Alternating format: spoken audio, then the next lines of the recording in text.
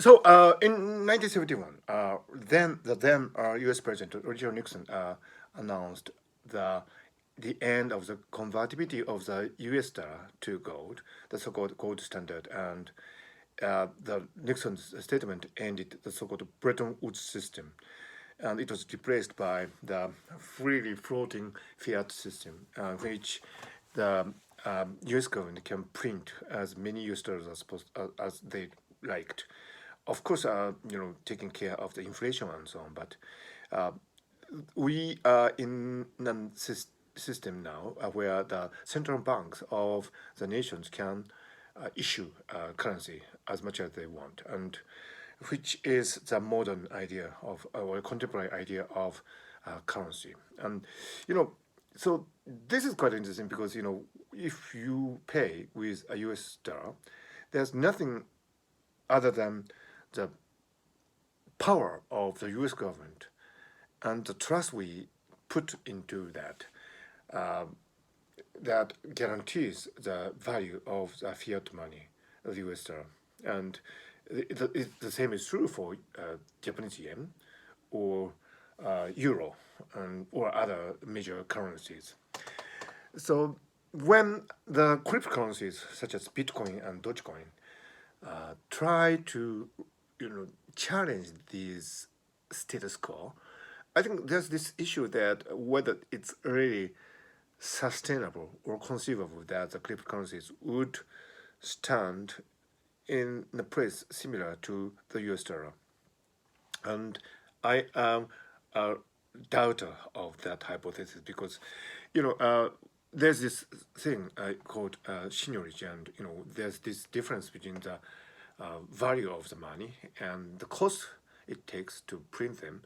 And for example, if you have $100 bill, it if it cost the U.S. government maybe 50 cents, maybe for example, to print that or $100 bill, then $99.50 would be the U.S. government's profit or seniorage, and that can be justified because that difference can be used for public goods. For example, constructing the bridge, roads, and welfare system, and so on. So there's this justification behind the seniorage enjoyed by the central government, but not so for cryptocurrencies. Of course, the invention by Satoshi Nakamoto, whoever he or she may be, of the blockchain was laudable, and it is a very valuable piece of new technology. But at the end of the day, the seniorage enjoyed by cryptocurrencies, ICO, initial coin offering, and all these things, they cannot be justified so much as in the case of the seniorage enjoyed by the central government. After the initial innovation of the Bitcoin blockchain, it is relatively easy to install a new cryptocurrency. There's no systemic upper limit to how many different cryptocurrencies you can issue. And of course, you can argue that it will be left for the market to decide which cryptocurrency would be the most popular. But it is something like a fad. I mean, there's no substance to it. And of course, blockchain is interesting. And of course, smart properties and smart contracts are valuable. But, this very idea that a third party in the private sector can issue a currency, thus gaining a huge amount of seniorage, goes against intuition. And on top of that, these cryptocurrencies are not ecologically sustainable. Just take a look at the amount of electricity you would need to sustain the blockchain and in the calculation of the proof of work and so on. I mean, it is totally against this trend of global awareness where Earth's ecology should be taken into account when we go about our economic activities. So you may even argue that cryptocurrencies are deeply, deeply unethical. in terms of the Earth, ecological concerns. So you know, there's this problem of seigniorage, and there's this problem of unethical structure in terms of ecological systems. So I might say that, well, I would say that, there might be a chance that there will be something similar to the Nixon shock in cryptocurrencies.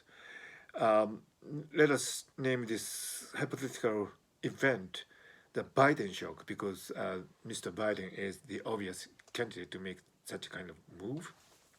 Uh, One of these days, Mr. Biden might just state that all cryptocurrencies have been outlawed, have been banned, and there will be no trades anymore. And that could happen at any time. I mean, just like Richard Nixon announced the end of the Bretton Woods system in 1971, this free riding wave of cryptocurrencies might actually end at some time. And that's actually what the Chinese government has done already. Uh, there are many problems with the Chinese government, of course, but at least in their judgment about cryptocurrencies, I regret to say probably they had a point. Cryptocurrencies cannot be sustained as they are now, and those, Elon Musk said that he would invest in Bitcoin and Dogecoin, and that might be a clever maneuver in the short term because he might sell off before the market collapses, and that would be a personal gain for Mr. Musk. But that doesn't mean that it'll be a happy ending for all of us. I mean, so for those who invest in cryptocurrencies, because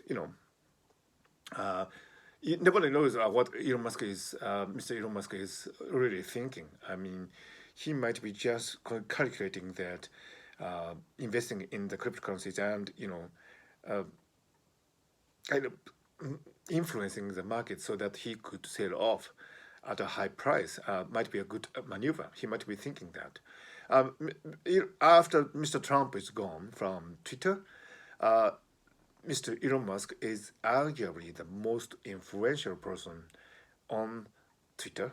And he might actually think that, I mean, to uh, gain profit from selling off the cryptocurrencies. So I don't think Mr. Musk's endorsement of the cryptocurrencies on the surface is any guarantee that this technology is here to stay. So I'm really interested if Biden shock will come to the cryptocurrencies. And as I said, for many reasons, I don't think that cryptocurrencies are sustainable. And I don't think they are here to stay in the form they are right now. That's my personal opinion.